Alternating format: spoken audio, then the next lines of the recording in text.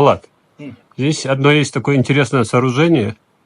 Я сразу же подумал, что это камин. Ага. Но это то, что в углу? В Да. этом углу. Ну, по-ингушски он называется ларм. Лармауча.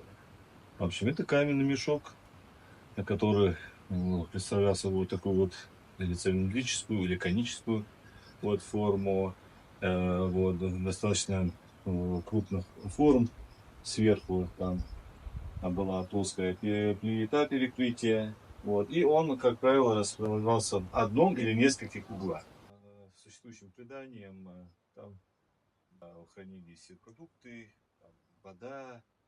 Ну, в некоторых случаях их использовали для содержания невольников, пленников и так далее. Вот. А по соседству с ним мы видим центральный формный стол межэтажных перекрытий, на который покоились балки, перекрытия, в общем. И по-ингушски называется он ердыбо. Он располагался в центре, как правило, от основания первого этажа вплоть до дальнего перекрытия. Это может быть третий этаж, это четвертый этаж. Вот. Ну здесь что у нас? Раз, два, три, четыре этажа.